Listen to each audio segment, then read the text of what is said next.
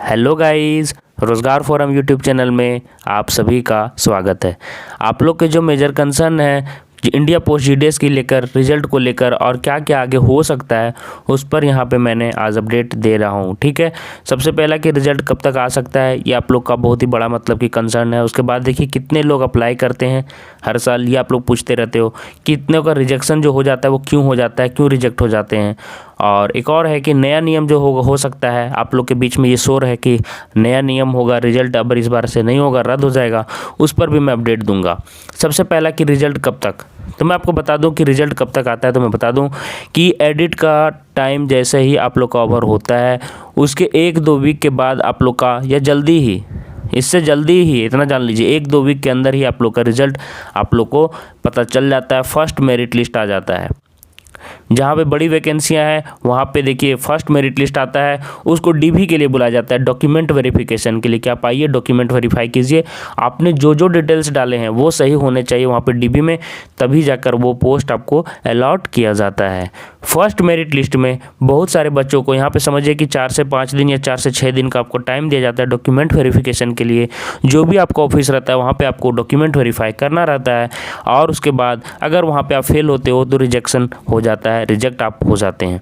Second merit list उसके बाद जब जो लोग यहाँ पे रिजेक्ट हो जाते हैं उसके बाद सीट खाली हो जाता है। जैसे कि मैं समझा रहा हूँ आप लोग को कि देखिए 1500 सीट है, 1500 लोगों को बुलाया गया। 1500 लोगों में से, याद रखिए 1500 लोगों में से 600 ऐसे लोग थे जो डॉक्यूमेंट वेरिफिकेशन में फेल्ड हो गए, मतलब कि रिजेक्ट हो गए। तो ये 600 के लिए फिर से आएगा मेरिट लिस्ट 2, मेरिट लिस्ट 2 आएगा, मेरिट 2 आप समझ लीजिए। और इनको 600 लोगों को फिर से बुलाया जाएगा कि आप आइए। उसके बाद के 600 लोगों को जिनका मार्क्स अच्छा है कि आप लोग आइए और मेरिट लिस्ट में अपना जो भी आया है तो उसके आधार पर आप अपना डीवी दिखाइए कि आप इतने मार्क्स लाए हैं या नहीं लाए। वो लोग अगर दिखाने में फिर से कुछ लोग चूक जाते हैं, फिर 100 लोगों का मेरिट लिस्ट 3 आ सकता है। तो इस तरह से आता है और आपका मेरिट लिस्ट आते जाता है और आपका यहाँ पे सिलेक्शन होते जाता है। तो ये होता है सिलेक्शन का प्रोसीजर जो मैंने आपको बताया। तो इस तरह से देखिए कितने लोग अप्लाई करते हैं, तो ये आपका रिजल्ट कब तक आएगा तो ये मैंने आपको बता दिया, और किस तरह से आप लोग का सिलेक्शन होने वाला वो भी मैंने बता दिया। स्टेट वाइज मैंने सभी का बता दिया था वैकेंसी। अगर आप लोग देखना चाहते हैं तो हमारे चैनल को सब्सक्राइब कर लीजिए। मैं फिर से बता रहा हूँ, सभी जितने भी जॉब आगे फर्दर आने वाले हैं सबका अपडेट मैं यहाँ पर बड़े अच्छे तरीके से रखूँगा ताकि आप लोग को आसानी हो जॉब लेने में। तो चलिए हम लोग और देख लेते हैं। सेकेंड देखिए कितने लोग अप्लाई करते हैं, तो देखो यार सिर्फ रेलवे का ही, सिर्फ डी ग्रुप का एग्ज़ाम होता है रेलवे का, मैं बता रहा हूँ सिर्फ डी ग्रुप का एग्ज़ाम होता है। 1 करोड़ से प्लस लोग, 1 करोड़ से प्लस लोग अप्लाई कर देते हैं। 2 करोड़ तक चल जाता है कभी कभी, मैं बता दे रहा हूँ 2 करोड़ तक चल जाता है वैकेंसी, मतलब कि जो यहाँ पे फॉर्म वहाँ पे जो अप्लाई किए जाते हैं। तो यहाँ है जबकि वहाँ पर एग्ज़ाम होता है। और यहाँ पर देखिए जीडीएस में क्या है कि आप लोग का एग्ज़ाम नहीं होता है, समझ में आ रहे हैं। और क्लास 10th का एग्ज़ाम सभी को दिए हुए रहते हैं, क्लास 10th का एग्ज़ाम सभी को दिए हुए रहते हैं। तो इससे क्या होता है कि यहाँ पे बहुत लोग अप्लाई कर देते हैं, भले यहाँ पे सैलरी कम है। और एक चीज़ मैं बता रहा हूँ कि जीडीएस में एक चीज़ और है कि अबर वैकेंसी भी अच्छा खासा है, 40,000 प्लस वैकेंसी है ना, 40,000 प्लस वैकेंसी है अबर इस बार। तो क्या होगा, पिछले बार लगभग समझिए कि 40-50 लाख से प्लस लोग, 50 लाख से प्लस लोग तो अप्लाई करते ही हैं। सैलरी कम है इसलिए कुछ लोग यहाँ पे अप्लाई करने से बचते हैं, लेकिन मैक्सिमम लोग, बहुत सारे ऐसे भी हैं इंडिया में जो अप्लाई करते हैं। लेकिन याद रखिए कि इस बार इससे भी ज़्यादा डाटा गया होगा, 80 लाख भी इतना तो जनरल है। कोई भी फॉर्म अगर इंडिया में आता है तो इतना लोग तो अप्लाई कर ही देंगे। अगर इतना बड़ा वैकेंसी रहेगा तो हो सकता है 1 करोड़ भी चला जाए, तो इसमें कोई दोहराया नहीं है। ये हो गया आपका कितने लोग अप्लाई करते हैं। लेकिन एक बात बता रहा हूँ, एग्जैक्ट डाटा कहीं पर भी बताया नहीं जाता है कितने लोग अप्लाई करते हैं। रिजेक्शन का लास्ट में करता हूँ ये वाला पॉइंट। तो देखिए रिजेक्ट कौन लोग होते हैं, जो लोग मार्क्स गलत डाले हैं सबसे पहला उनका रिजेक्ट जरूर किया जाएगा। याद रखिए वो लोग रिजेक्ट हो जाएंगे जो मार्क्स गलत डाले हैं। ठीक है, रॉन्ग इन्फॉर्मेशन दोगे वहाँ पे सिलेक्शन लिस्ट पे पहुँच जाओगे, लेकिन डीबी में रद्द हो जाएगा। और डायरेक्ट फॉर्म किनका रद्द हो जाता है, फॉर्म रद्द हो जाता है जो लोग देखिए क्या करते हैं कि कुछ गलत करते हैं, है ना, फॉर्म में ही कुछ गलत कर दीजिएगा, कुछ डिटेल्स जो इंपॉर्टेंट है वो आप नहीं दीजिएगा तो वो आपका रद्द हो जाता है। और चीज़ देखिए मैं बता दे रहा हूँ कि आप अगर SC ST में अपना हैं और फिर आप जनरल से भी बिलोंग किए, मतलब कि जो जनरल से फॉर्म अप्लाई किए, तो आपका फॉर्म रिजेक्ट नहीं होगा। मैं फिर से बता दे रहा हूँ, आपका सिलेक्शन का आधार जनरल माना जाएगा, SC ST हो या OBC या EWS। लेकिन याद रखिए कि अगर आप जनरल हैं और फॉर्म आप दे दिए हैं SC ST, है ना, SC ST या OBC या EWS, तो आप ये याद रखिए कि आप लोग का फॉर्म डीबी में सिलेक्शन के टाइम जब मतलब कि जब होगा वेरिफिकेशन होगा डीबी का, वेरिफिकेशन के टाइम आपको पक्का रिजेक्ट कर दिया जाएगा, आपको पक्का रिजेक्ट कर दिया जाएगा, ये याद रखिएगा। और जो जनरल इन्फॉर्मेशन है मेल फीमेल वगैरह वो सब भी आप लोग कभी कभी गलती करते तो इसमें भी रिजेक्ट कर देता है, इतना याद रखिएगा, है ना। और जो भी है पापा का नाम मम्मी का नाम बहुत ज़्यादा अगर डिफरेंस पाया जाएगा तो वो भी रिजेक्ट करने का चांसेस वहाँ पे रहता है। और चलिए देख लेते हैं, और मैंने आपको क्या क्या यहाँ पे बता रहा हूँ। रिजेक्शन बता दिया। नया नियम को लेकर आप लोग परेशान हैं कि क्या इस बार एग्ज़ाम होगा, ये आप लोग पूछ रहे हैं, क्योंकि देखिए 10th के ऊपर जो ये होता है सिलेक्शन, ये बहुत गलत सिलेक्शन है।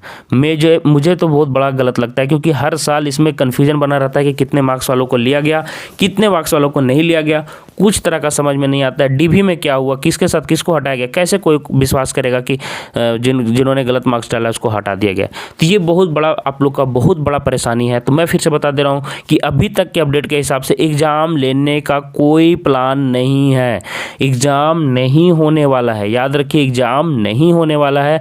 और प्योरली फिर से सिलेक्शन आपका 10th के ग्रेड में जो आपका मार्क्स है वही आधार पर फिर से सिलेक्शन होने जा रहा है। जिनका मार्क्स है अच्छा उनका बल्ले बल्ले है, फिर से मैं बता रहा हूँ, जिनका मार्क्स थोड़ा सा कम है उनको परेशानी होगा। लेकिन ये सिलेक्शन का आधार किनको किनको पसंद नहीं आता है, नीचे लाइक और कमेंट जरूर कीजिएगा कि सिलेक्शन का आधार क्या होना चाहिए।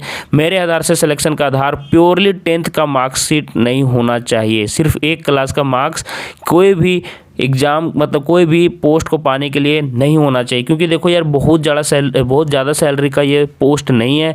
तो यहाँ पे 18 से लेकर बहुत सारे कितना दिया हुआ है 40-42 साल तक के बच्चे अप्लाई कर रहे हैं, तो उनको देखकर ध्यान में रखते हुए फॉर्म बनाना चाहिए कि ताकि सभी को फ़ायदा हो। ऐसा ना हो कि 19 साल का बच्चा ले ले और जो 35 साल तक अभी तक गवर्नमेंट जॉब की तैयारी कर रहा है उसको यहाँ पर भी कोई तरह का फ़ायदा नज़र ना आए, क्योंकि वो चाहता है कि 15,000 का भी जॉब मिल जाए तो वो काम अपना निकाल सकता है।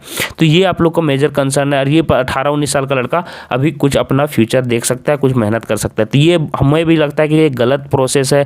10th का मार्कशीट सिर्फ नहीं बताता है कि बच्चा क्या करना चाहिए, 10th का मार्कशीट लेना ही चाहिए, साथ ही साथ मेरे हिसाब से 12th का भी मार्क्स देख लेना चाहिए, ग्रेजुएशन का भी मार्क्स दे देना चाहिए, है ना, पॉइंट देते जाना चाहिए था। फिर यहाँ पे देखिए पीजी का भी मार्क्स दे देना चाहिए था। अगर कोई उससे अच्छा डिग्री लिया है जैसे कंप्यूटर में डिप्लोमा लिया तो उनके लिए अलग मार्क्स अलॉट होने चाहिए। इससे क्या होगा कि अच्छे लोग वहाँ पे पहुँचेंगे जो अच्छा एज के हैं और जो अच्छे से पढ़ चुके हैं, ज़्यादा मैच्योर हैं।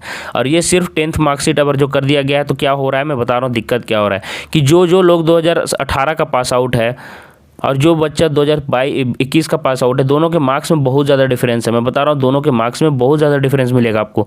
ये वाला बच्चा का मार्क्स कम है, ये वाला बच्चा का मार्क्स ज़्यादा है कोरोना के टाइम, कोविड के टाइम। एक चीज़ और मैं बता रहा हूँ कि जो बच्चा 2002 में एग्ज़ाम दिया होगा या 2010 ही मानिए, उनका मार्क्स इससे फिर बहुत कम होगा। ये वाले बच्चे तो बहुत ज़्यादा सफ़र करेंगे, क्योंकि देखो यार पहले मार्क्स ज़्यादा नहीं दिया जाता था, ये आप लोग समझो। तो ये गलत तरीका है, वो लोग हमेशा छटते रह जाएंगे। और ये देखिए बड़ा वैकेंसी, छोटा वैकेंसी नहीं है। तो आप लोग क्या चाहते हैं कि क्या यहाँ पे होना चाहिए, या मैं गलत बता रहा हूँ? सभी के लिए कुछ ना कुछ पॉइंट दे देना चाहिए, जैसे कि 10th का मार्कशीट के आधार पर जो भी लोग हैं उनको मार्क्स दे देना चाहिए। 10th तक 10 मार्क्स यहाँ पे रहना चाहिए, 12th का 10 मार्क्स यहाँ से देना चाहिए, ग्रेजुएशन से 10 मार्क्स देना चाहिए, पीजी से 10 मार्क्स देना चाहिए, और फिर आपका लास्ट में आपका कंप्यूटर डिप्लोमा वगैरह है तो वहाँ से भी 5 या 10 नंबर रहना चाहिए। तो इस तरह से क्या होता है 10, 20, 30, 40 और 5, 45 या 10, 50 नंबर पर ग्रेड बनना चाहिए कि क्या कितना मार्क्स बन रहा है सबका, है ना। जैसे कि किसी ने 80% लाए तो 8 मार्क्स यहाँ पे देना चाहिए, 12th में अगर 80% 8 मार्क्स देना चाहिए। इस तरह से करके ग्रेडिंग होना चाहिए ताकि पीएचडी वालों को भी 10 मार्क्स दे दिया जाए, ताकि ज़्यादा से ज़्यादा लोग को मतलब कि हो जाए। देखते हो क्या होता है, मैं एक चीज़ बता रहा हूँ कि पीएचडी वाले लोग या फिर बीटेक वाले लोग या फिर देखिए एमटेक वाले लोग ये सारे फॉर्म अप्लाई करते हैं, और पेपर में क्या आता है न्यूज़पेपर में कि देखिए एमटेक वाले ने अप्लाई किया है जीडीएस के लिए। यार ये खराब बात है, ये आप लोग मज़ा लेते हो न्यूज़पेपर वाले, लोगों को लगता है कि क्या कर रहा है, लेकिन मेरे हिसाब से वो बहुत परेशान है, वो उसको कोई भी तरह का जॉब चाहिए, तो वो आदमी को मिल जाए जॉब, यही मुझे भी लगता है ना। तो आपको क्या लगता है आप लोग नीचे कमेंट जरूर कीजिएगा। 10th का सिर्फ रहना चाहिए या फिर सीधा डायरेक्ट एग्जाम ले लो ना यार, सीधा एग्जाम आप एग्जाम ले लो, कोई तरह का झंझट नहीं पालो। आप लोग को क्या लगता है कि सिलेक्शन का क्या तरीका होना चाहिए, नया नियम में बदलाव आना चाहिए या नहीं आना चाहिए, नीचे कमेंट जरूर कीजिएगा। मिलते हैं नेक्स्ट वीडियो में कोई और अपडेट के साथ, तब तक के लिए धन्यवाद।